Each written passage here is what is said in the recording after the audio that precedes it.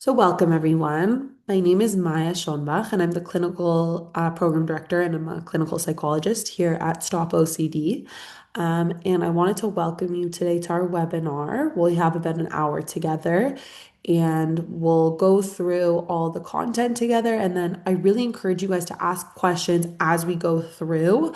If you write them into the chat, and then we'll go through everything all together at the end. We'll do a Q&A once the presentation's over.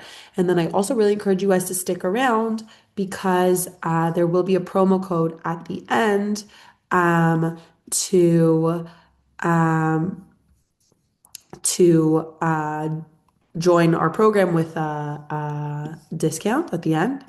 Um, Somebody's asking now if this is going to be recorded, and this is recorded right now, and then we'll be sending it out to anybody who signed up. So you'll get an email with that. Don't worry about that, about attending live. But so let's get started.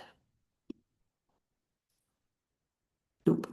Okay, just a quick outline. We'll talk about uncertainty specifically in OCD, why it feels so unbearable. We'll talk about intolerance of certainty and specifically looping into the OCD cycle. We'll talk about mental compulsions, and then specifically rumination and dive deeper down into rumination, why that really keeps the OCD cycle or loop going. And then we'll really get into some practical tools. And then we'll conclude together, do some key takeaways, and like I said, the Q&A. So please definitely write in any questions you can think of or comments or reflections as we go. So let's start really with uncertainty. So many people living with OCD, they don't say things like, I feel anxious. They say things like, just need to be sure, or I can't relax until I know, or what if I miss something, or I have to figure this out. So if you notice here with the language, it's not always really fear language, it's more certainty language, right? And so that's really important because often what really feels unbearable isn't the actual catastrophic outcome itself. It's really this state of not knowing, the feeling that something is just unresolved or incomplete or ambiguous. And there's really a certain type of tension that comes with this idea of doubt and uncertainty. It's kind of like we say, if you have like your computer is running and there's like a tab open in your brain and your brain won't let you close your tab. That's like kind of a metaphor that I like. Um, and a lot of people might say to you, oh, it's probably fine. And then you say, but I can't stop thinking about it. And really, that's the word. You can say it's probably fine, but that's where the issue or the discomfort really is. It's like this small gap in certainty feels so big with OCD, and it feels unsafe. And so first we want to talk about here really uncertainty. Why does uncertainty feel so threatening? And so let's talk about that now with intolerance of uncertainty. So what is it? So in research, we define intolerance of uncertainty as a tendency to react negatively on an emotional, a cognitive, a mental, and a behavioral level to uncertain situations.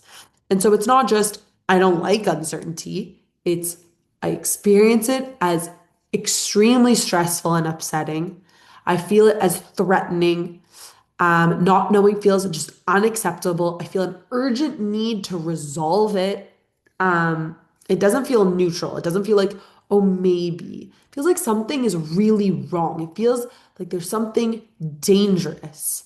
And it's that's kind of the belief there. That's the belief underneath this intolerance of uncertainty is that if I don't resolve this doubt, something bad could happen. Okay. And so then there's this whole, on top of this underlying belief, is that responsible people don't ignore uncertainty. And then this doubt becomes like a signal. It's not a thought. It's not like something, an event that's just passing. It's like a warning. It's a signal, an alarm to your brain, right? And your brain begins to interpret this doubt as a threat. And then what it does is it activates, we'll talk about this in a little bit, but the alarm systems in our body, in our brain. The same thing that if you were to see a bear in physical danger, um, and we'll talk a little bit about the neurobiology. And so again, it really feels intolerable not to know, not to feel certain.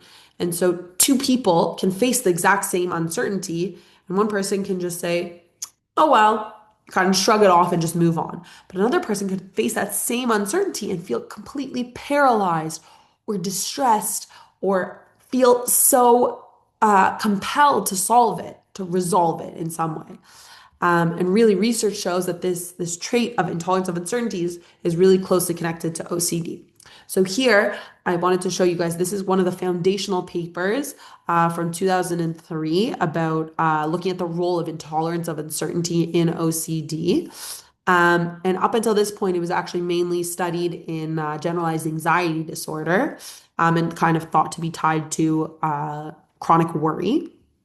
And so here, they wanted to talk about it. The research is specifically linked to obsessive compulsive symptoms. And so participants completed a bunch of different questionnaires, including the intolerance of uncertainty scale, and we'll talk about that in a little bit.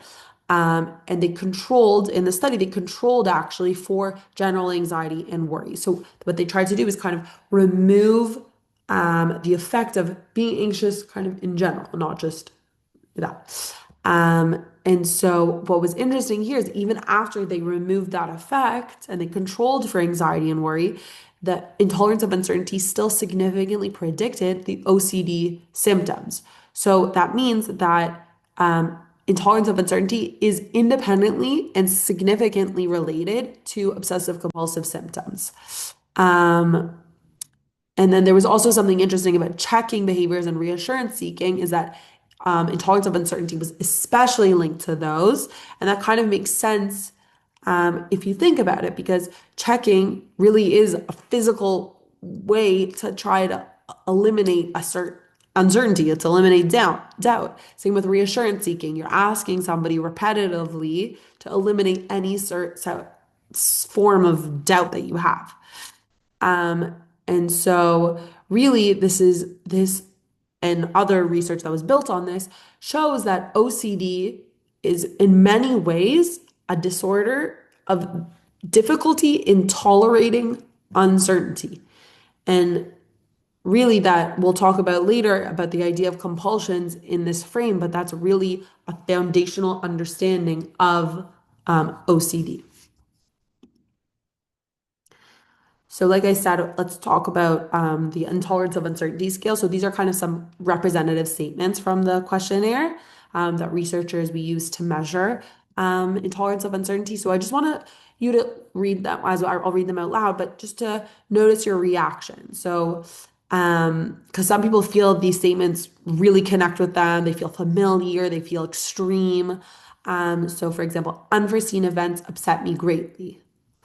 Um, I cannot stand being taken by surprise. When I'm uncertain, I can't function well. So, right, this is intolerance of uncertainty isn't just discomfort. It can actually inhibit action, right? That it can't function well. Maybe you overthink things, maybe you freeze. And that's really the idea that it's driven by the same signal internally. Like I can't move forward until I know.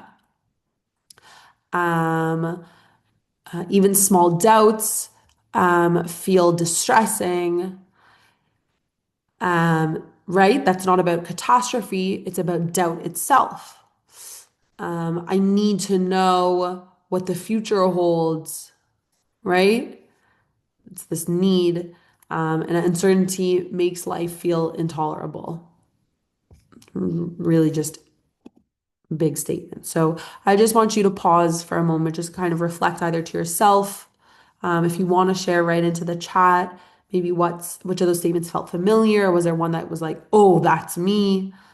Maybe think about what happens inside in your body when things feel uncertain. Do you feel tension? Do you feel an urgency? Really, some people try to respond to it by overthinking. Do you try to avoid it? Do you freeze? And really, again, we want to notice this common thread here that there's an attempt often to reduce this discomfort of not knowing. Okay. And that's, again, it's protective, it's trying to protect you. Because if your brain interprets this uncertainty as threat, then it's going to try to eliminate it. And that's, we'll talk about later, about where compulsions come in. If you want to write into the chat, I don't see if anybody wrote in yet, but if you want to, it'd be nice. I said we talk a little bit about neurobiology. So recent research shows that intolerance of uncertainty is linked to certain brain circuits being activated differently in people that are high in this intolerance of uncertainty trait. So, specifically, areas that are involved in emotional processing, like the amygdala, the insula, those have more, they become more reactive. They're heightened activity when uncertainty is present, meaning that really the uncertainty feels really emotionally intense rather than neutral.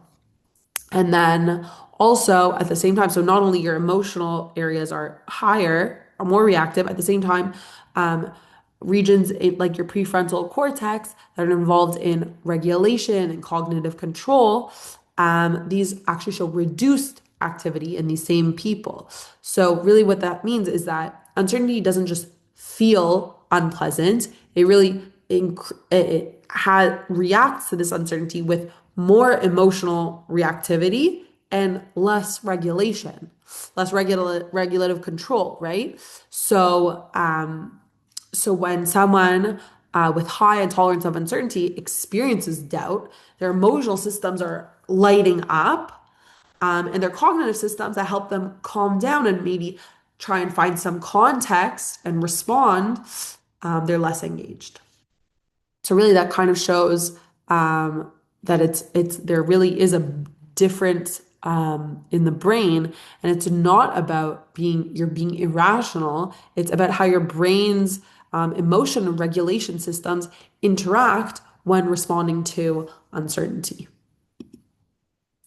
Okay, so let's talk about this specifically with OCD and why OCD really gets stuck with this uncertainty.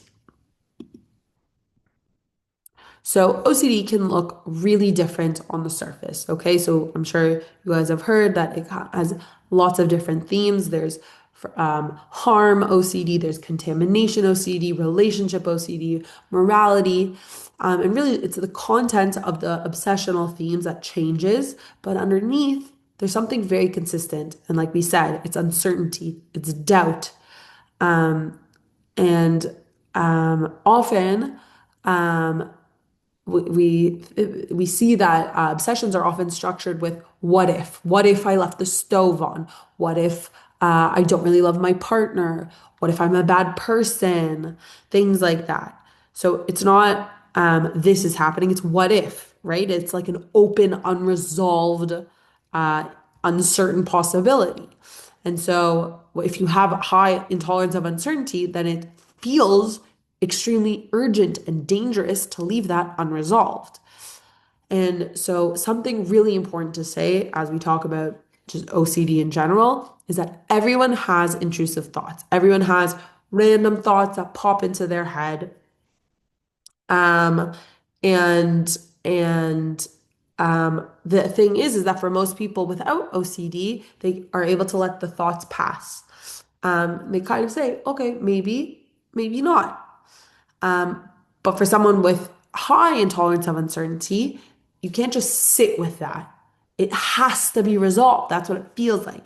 And then the intrusive thought becomes an obsession. So we'll talk about that. Let's break this down actually. Now we'll break this down into the loop. So first, it starts with an intrusive thought. And like I said, intrusive thoughts, normal, everybody experiences them. So like I said, the intrusive thought isn't itself the problem, right?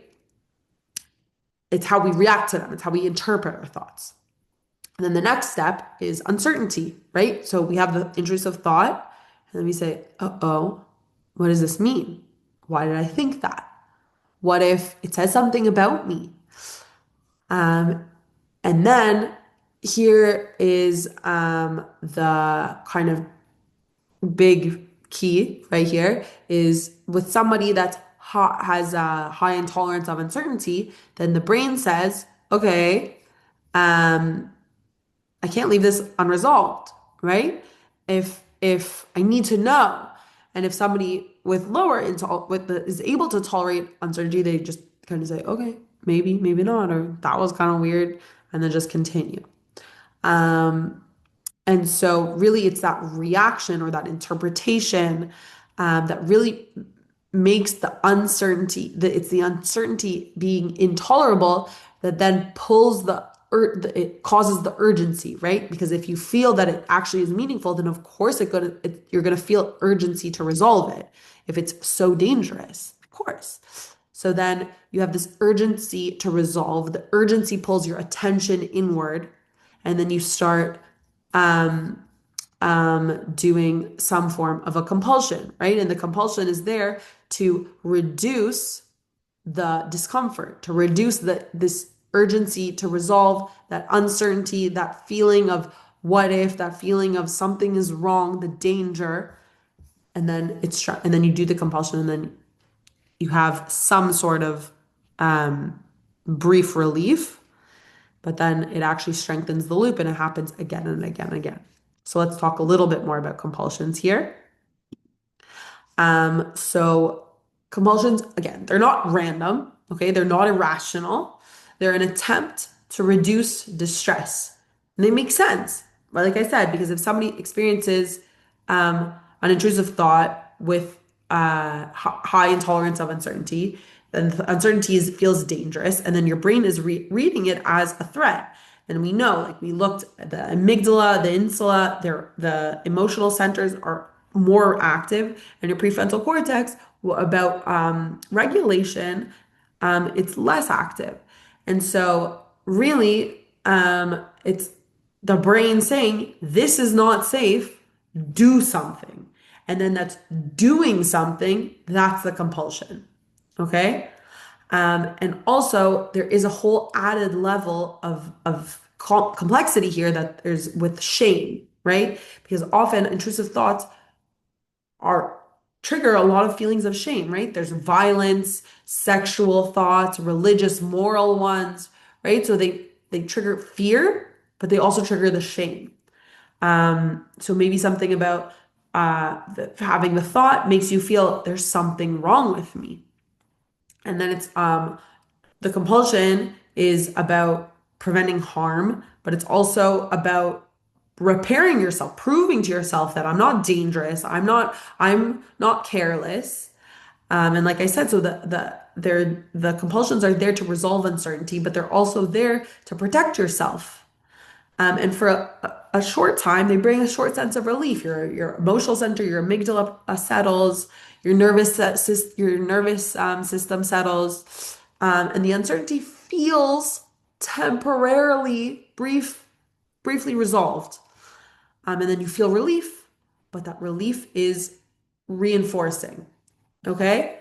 And then you feel responsible to continue. And your brain learns that, okay, distress was reduced. So, so I need to do it again. It's the loop.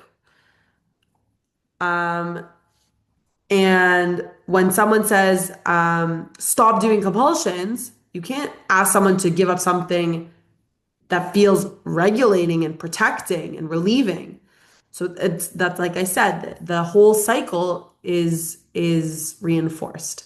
And that's why compulsions in the short term, they bring a short sense of relief, but in the long run, they don't work. Okay, so we've talked about why compulsions make sense, but now I want to talk a little bit about different types of compulsion. So often people think about compulsions as being something visible, right? Like washing your hands or checking the stove, avoiding asking for reassurance. But there's also mental compulsions, okay? Mental compulsions could be are things that happen completely in your mind. It could be things like switching a thought with another thought, or saying, just, I need to just be sure, let me say the sentence again, or over analyzing something. And it could look, right? Like we define that compulsions don't have to be external. It's the idea of the behavior, which a behavior could also be a mental behavior, is to reduce uncertainty and relieve distress. That's a compulsion. That's the definition of a compulsion, is that it's to reduce the distress that's caused by this intrusive thought. And so, um, analysis really can function like a ritual, and that's really where rumination or is. And it's not just overthinking.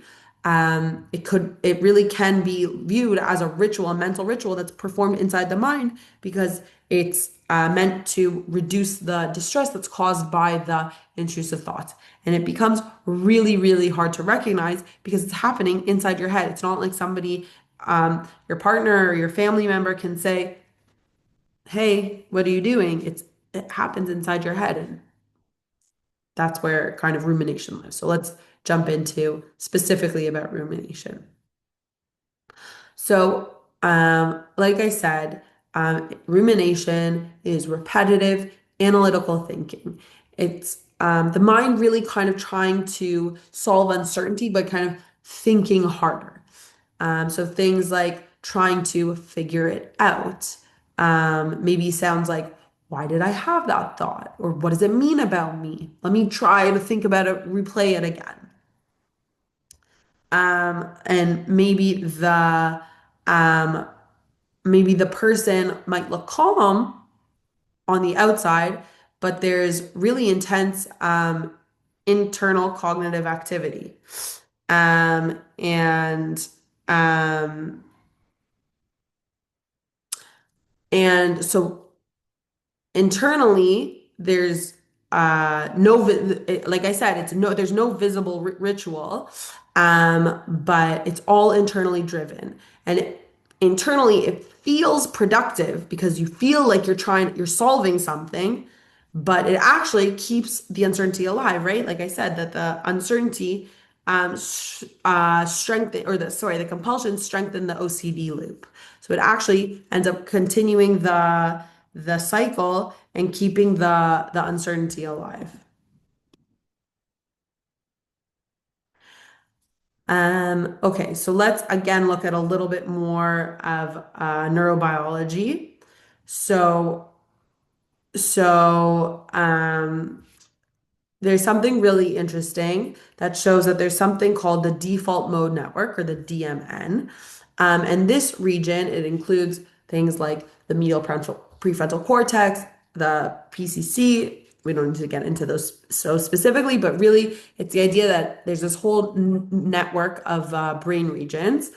And this default mode network is active when we're reflecting, self-referential thinking. We're reflecting about ourselves, when we're thinking about the past, when we're imagining scenarios, when we're building internal narratives. So it's kind of like, we like to say, it's like the brain's self-story network. So when you're ruminating, this network actually becomes very strongly activated, and it's very tightly basically connected internally. The brain is shifting inward. All your attention is coming. And so, what's interesting is that studies show that there's strong connectivity, strong coupling with emotional regions between the DMN, the default mode network, and emotional regions like the amygdala. So not when what somebody's ruminating. So this is what's so difficult, is that this internal attention, the self-referential thinking, it becomes really emotionally amplified. So it's not just, okay, I just had this intrusive thought. It becomes, oh my gosh, this thought says something really important about me. It's really dangerous, okay? And then at the same time, it's right, we have the reduced flexibility in these cognitive control networks. Like I said, like the prefrontal cortex, those are less engaged, right? So then it's harder for you to disengage from that internal loop and that emotional loop. So it's kind of like your brain becomes internally locked. You're focused on the self. It's super, the emotional meaning is amplified. You're emotionally charged. It's so hard to leave this loop, right? And that's why rumination feels so kind of like absorbing, right? It's it's that it's this loop that you're locked into, and then it becomes so hard to shift. And then we can connect this back to OCD, right? This the loop of the intrusive thought, the uncertainty, the emotional activation, the rumination. The rumination is this compulsion, right? It's a mental compulsion, and your brain becomes kind of locked in this loop of analysis. And that's why stepping out of rumination is so uncomfortable because you're asking really your brain to shift networks. And that's a shift that you can do, but it takes practice. So I want to distinguish between rumination and worry because they overlap, but they're not identical. Okay. So worry is typically future oriented. It sounds like something like, what if something bad happens? What if I fail? Um, Worry tries to kind of predict. Okay. And then rumination, it's more meaning oriented. So things like, why did I think that? Why did this happen? What does that say about me? Things like that.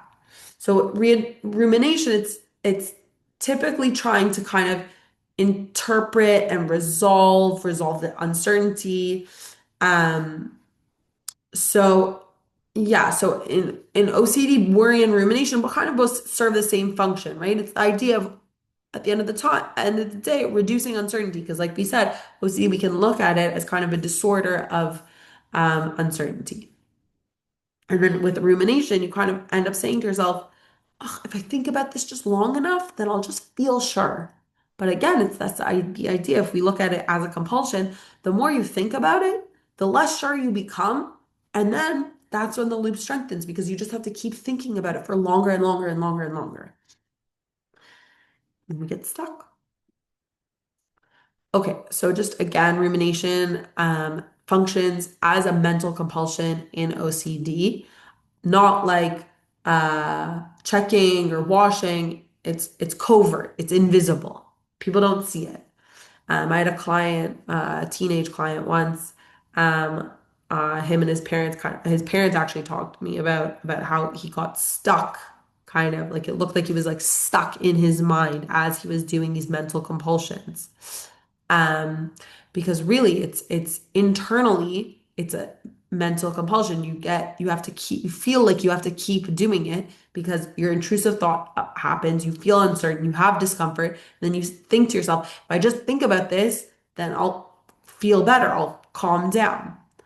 But again, it does temporarily reduce the distress, but then it over time reinforces this loop, strengthens the obsessive loop, and reinforces this intolerance of uncertainty. And that's really the cost of all of this. Okay, so rumination can sound abstract, but in OCD, let's go through maybe kind of an example. Some examples, you can replay conversations or events. Maybe thinking like, why did I say that? Maybe did they notice that I did something like that? Um, what maybe I offended them? And really you kind of replay things, looking for some form of certainty to latch onto. You could revisit past mistakes, maybe returning something that you did years ago, months ago, years ago. What if I overlooked something? What if something that I said says something about who I am or something that I did? Trying to kind of rewrite even the past. Moral or ethical questioning. What if I'm secretly a bad person? Um, and really, rumination, again, like I said before, it's kind of an attempt to restore your sense of self, to prove to yourself that you're good, that you're moral, that you're safe. And then relationship doubts, the same idea that What if um, do I really love them? What if I'm maybe settling? What if they're not my, this isn't, they're not the one? Um, and then health anxiety, what if the symptom means something serious? What if I ignored something important, right? These are all very, again, like we said before, the themes are different, but underneath the pattern's the same. It's the uncertainty that spikes, and then your mind is trying to find a way to resolve it, but it's generating more and more and more and more and more doubt. And that's really the kind of trap. And so, really, what we want to do here is to help you kind of recognize the pattern. Because once you begin to become aware of it, then you can start to shift out of that, the system that happens in your brain. So we've kind of talked about this a bunch already, but really it's this idea that rumination really backfires in OCD because it makes the OCD stronger. It keeps your attention locked in on the threat, right? Attention is your fuel, right? The more cognitive resources you give to a thought, the more significant it feels, the more meaningful. Rumination also increases the perceived importance of the thought. If your brain is seeing yourself repeatedly analyzing something, then your brain is gonna learn this matters. And then the thought becomes kind of labeled as something meaningful. Rumination also prevents emotional processing because when we tolerate uncertainty without resolving it, then the nervous system eventually learns that we don't have to resolve it. And then the distress naturally on its own decreases. But rumination disrupts that learning process, that emotional processing. Instead of allowing the uncertainty to rise and then to fall, you kind of jump in to try fix it. You don't actually fix it, but it really blocks this learning that uncertainty is tolerable. And that's why we do exposure therapy. We'll talk about some tools in a little bit because it really works on teaching the brain that uncertainty isn't catastrophic, it's tolerable. And that's why we make really sure that we do exposure and response prevention. We prevent the response of rumination, for example, because that's what really weakens, it blocks this learning. And then also, it, like I said, it strengthens the doubt over time. It's like a paradox, right? Because the more you think about it, the less certain you feel, right? The more you think about, did I turn the stove off? Person without OCD, if you think about it for so long, for so many times, you're going to start to doubt yourself.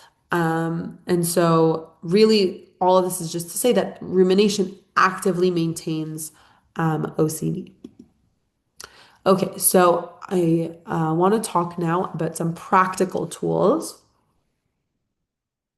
things that'll help with dealing with rumination and tolerating really uncertainty. So, okay, I hope people don't say this to you, but this is a very frustrating thing that clients say is that people just say, oh, just stop thinking about it. Or if you even just say it to yourself, "Ugh, why am I doing this again? Just stop.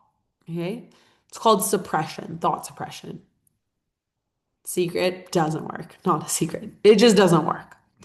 Why doesn't it work? Because when you try to push thoughts away, it actually strengthens them. Okay. When you're pushing a thought away, what happens in your brain is first of all, you have the thought, your brain knows that you have the thought, and you have to actively monitor all the time whether the thought is there.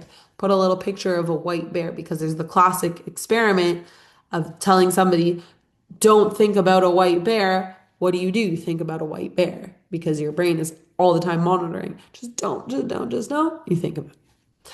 Um, and so, if we have that classic knowledge of what happens to our brain, if we layer OCD on top of that, we know uncertainty is already threatening, right? And then if we add, I need to get rid of this thought, then the brain further down, it kind of doubles down on that thought as as danger, right? And so if you're suppressing the thought and you're saying, don't think about it, then you're saying, wow, this thought is important, it's urgent.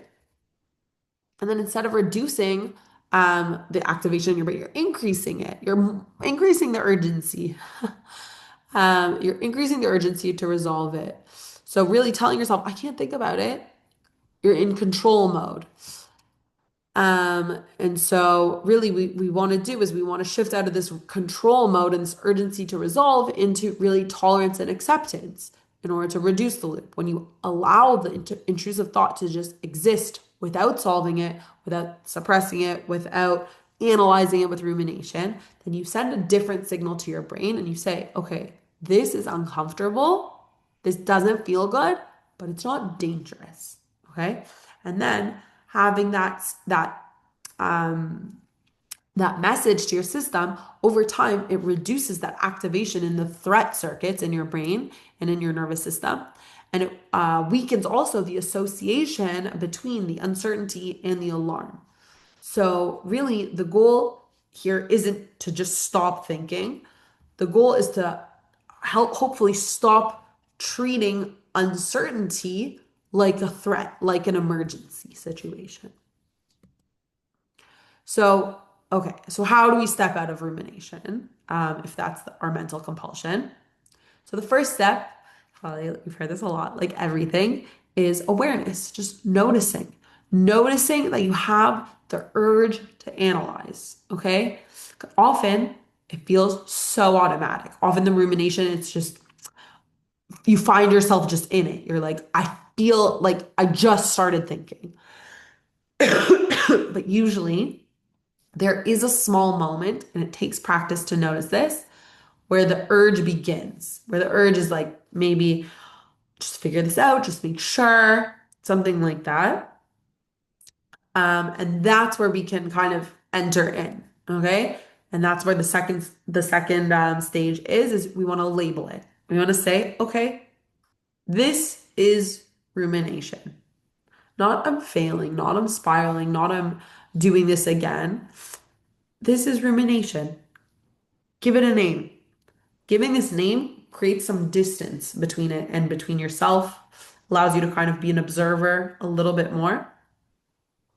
And then once we've created some distance, we can shift from solving, quote unquote, or an attempt to solve, into allowing, into tolerating. Okay? That's a big shift. But really, instead of answering this question of uncertainty, we allow it to exist. So you're going to end up trying to say to yourself, maybe, or I don't know, but kind of accept the fact that you're willing to leave it unresolved. And here we're not arguing with the thought, we're not trying to prove it wrong, we're not suppressing it, but we're working on allowing, accepting, tolerating. Another tool is really to delay the analysis. You can say to yourself, okay, I'll think about this later. Dedicate some time. You could say 10 minutes or later in the evening. And then the idea often with that is that often when you return to something later, this urgency that you have when it pops up calms down. And then this is a really big key one is once you've labeled it, you've created some distance, you acknowledge, you can say to yourself, I'll think about it later. Then you return your attention to the present task, to whatever you were doing, to the outside world. You want to get the attention from inward, you want to get it back outward. Okay, that's a really, really big, important thing. You want to anchor kind of your attention in what you are doing.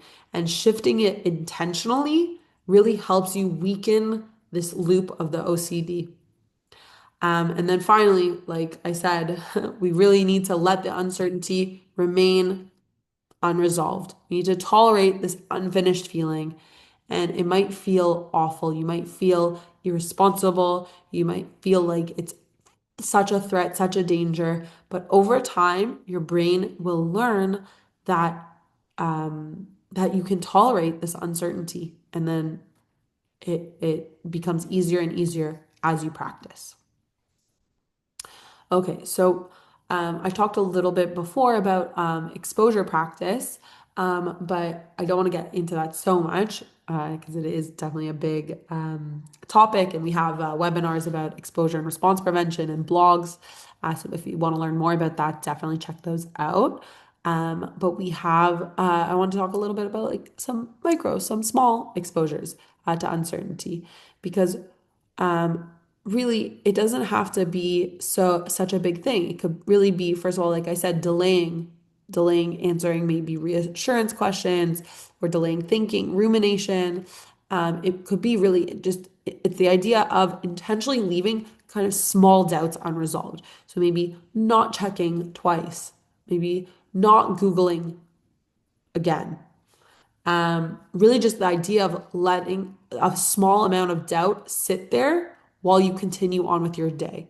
And that really is this idea of teaching your brain to stay with the discomfort very briefly, and then teaching your brain that uncertainty does not equal danger. And that really over time builds tolerance gradually, and that helps you shift out of the emotional amygdala, insula areas being firing so intensely, and allowing your prefrontal cortex and your cognitive control centers to function a little better, and then gradually your tolerance kind of rewires the system.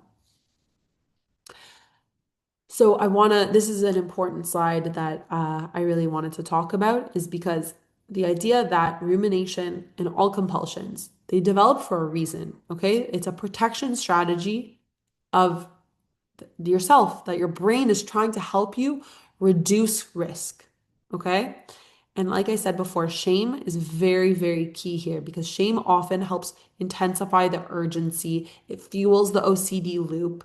You feel, like I said before, if you don't figure it out, maybe I'm irresponsible, or if I have this thought, maybe something is wrong with me. And also, on top of the shame is self criticism. Self criticism also increases this threat activation. And how do we combat these two, the shame and the self-criticism, is we have to work with self-compassion.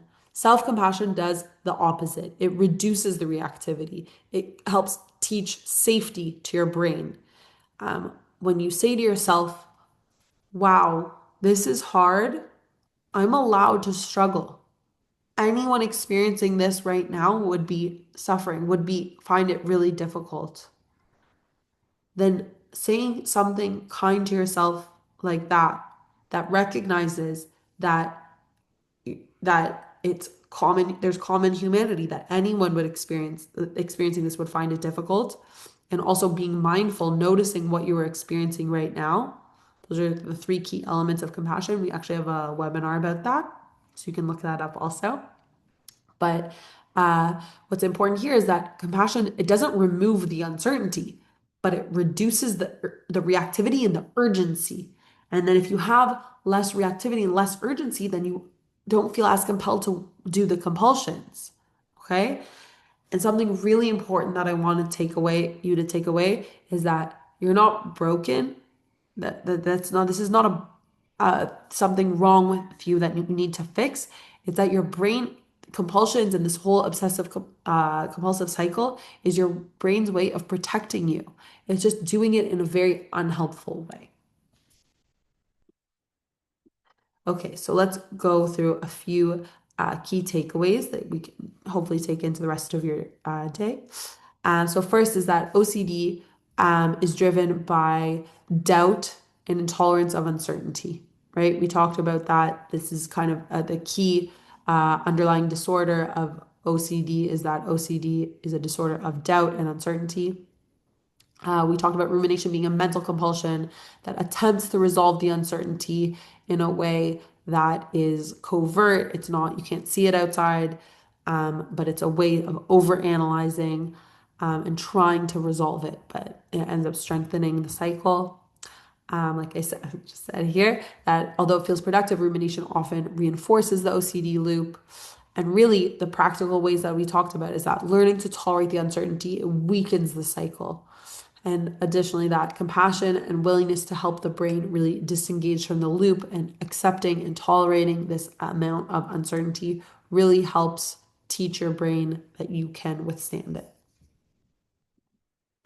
So I want to just uh, give you guys our free resources. So if you check out our website, stopocd.com, we have past webinars, the recordings of them on our website, also on our YouTube page. And I really suggest you guys to check out our social media, Facebook, Instagram, TikTok, X. We have a really good opportunity for community there, a comprehensive center of information, of treatment options. So definitely check those out. And like I promised, here's the discount for the first month of subscription, $100 discount of we're using ProWeb 100. And if you will go through the questionnaire, the questions right now, the Q&A. So write anything in. I don't see any questions yet, but we'll open them up. And also, if you have any more questions specifically about our program, about maybe pricing, things like that, then definitely email support@stopocd.com. And if you have any maybe more private clinical questions, you don't feel comfortable asking them now in the chat, then send me an email at maya@helpingminds.com. So let's see if anybody has any questions. We have some time.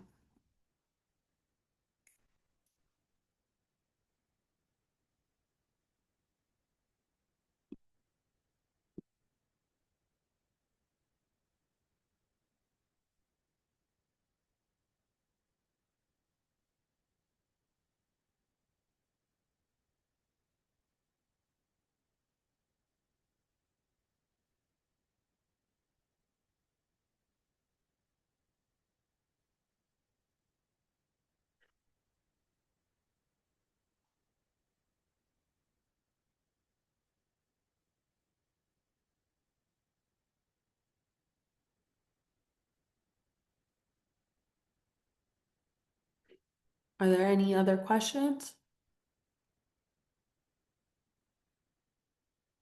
Give it another minute.